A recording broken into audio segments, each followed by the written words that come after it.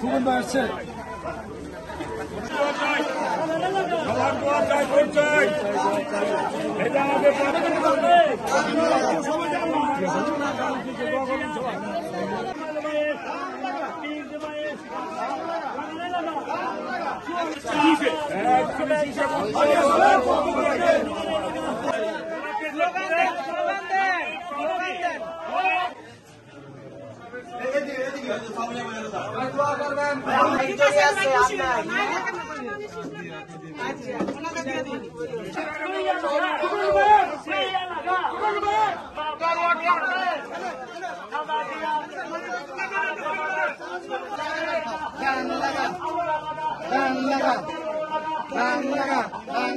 আন্তর্জাতিক অপরাধ ট্রাইব্যুনাল এই রায়টা দিয়েছে, এই ঐতিহাসিক রায়, এটা একটা যুগান্তকারী মাইলফলক হয়ে থাকবে দেশের ইতিহাসে। আমি মনে করি যে এই রায় মানে কোনো রকম রদ হওয়ার বা এই রায় পরিবর্তন হওয়ার কোনো সুযোগ নাই। এটা অবশ্যই কার্যকরী হবে। আমাদের এই অন্তর্বর্তীকালীন সরকার তার এই মেয়াদের মাধ্যমে আশা করব যে এটা কার্যকর করার জন্য যথাযথ পদক্ষেপ গ্রহণ করবেন। আমরা সন্তোষ প্রকাশ করেছি যে আন্তর্জাতিক অপরাধ ট্রাইব্যুনাল যে সিদ্ধান্ত দিয়েছে, যে রায় দিয়েছে, ঐতিহাসিক রায় দিয়েছে যে আমৃত্যু মানে তার যাবজ্জীবন এবং মৃত্যুদণ্ডের যে সর্বোচ্চ শাস্তি দিয়েছে, বাংলাদেশের মানুষও স্বস্তি পেয়েছে এবং আমাদের শহীদ পরিবারও তারা সন্তোষ প্রকাশ করেছে।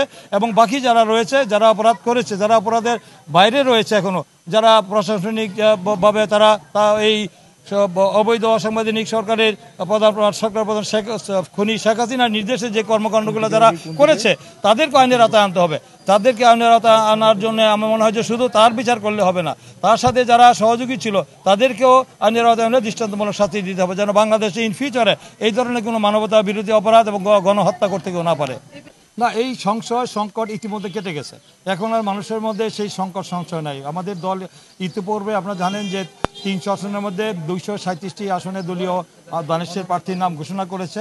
বাকি আসনগুলি খুব শর্টলি ও অনতি বিলম্বী সে ঘোষণা করা হবে।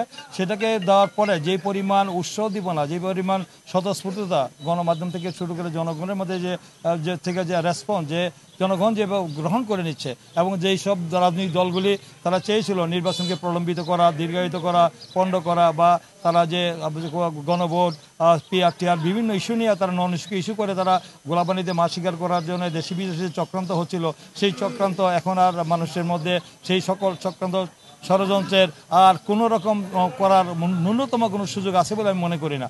সকল চক্রান্ত মোকাবেলা করে জনগণ যে সকল রাজনৈতিক ক্ষমতার উৎস সেটা যা প্রমাণ হয়েছে। আমি মনে করি যে যারা এই ধরনের এখনও তাদের যে মানে এই ধরনের মানে নন ইস্যু করে যদি তারা আবার এই ধরনের কর্মকাণ্ড করতে চায় তাহলে জনগণ তাদেরকে প্রতিহত করবে এবং তারা জনবিচ্ছিন্ন হয়ে যাবে, দেশের রাস্তা করে নিক্ষিপ্ত হবে। আমি মনে করি তাদের সুবোধ উদয় হওয়া উচিত এবং আমাদের নির্বাচন অনুসরণ করা উচিত। নির্বাচন করে তারাই তাদের জনপ্রিয়তা যাচাই করুক, তার জনগণ কেন ভয় পায়, তারা নির্বাচন অনুসরণ করুক, দেখুক জনগণ তাদের চায় কিনা। জনগণ যদি চায় তারা রাষ্ট্র পরিচালনার দায়িত্বে আসুক, সরকার গঠন করুক, কোনো আপত্তি নাই। কিন্তু তারা নির্বাচনে না গিয়ে তারা যেই নির্বাচনের জন্য দীর্ঘ 16 বছর এই দেশে মানুষ লড়াই সংগ্রাম করেছে, জীবন দিয়েছে, রক্ত দিয়েছে, প্রায় 2000-এর বেশি আবু সাইদ থেকে শুরু করে 2000-এর বেশি নেতাকর্মী তারা শহীদ হয়েছে, তারা জীবন উৎসর্গ করেছে এই গণতন্ত্র পুনঃপ্রতিষ্ঠার জন্য, ফেসিবাদ বিরোধী আন্দোলন করতে গিয়ে একটা নির্বাচনের জন্য। সেই নির্বাচন কেন তারা দীর্ঘায়িত করতে চায়, এই নন ইস্যু করতে? মূল এই অন্তর্বর্তীকালীন এই আমাদের ডক্টর মোহাম্মদ ইউনূস সরকার তো মূল দায়িত্ব হলো একটি অবাধ সুষ্ঠু নিরপেক্ষ নির্বাচন করা, তার মূল এজেন্ডা। সেই এজেন্ডা বাস্তবায়ন করার জন্য সবাই ঐক্যবদ্ধ, নির্বাচন কমিশন, রাজনৈতিক দল, এদেশের জনগণ সকল মানে অধীর আগ্রহ অপেক্ষা করছে নির্বাচনের জন্য।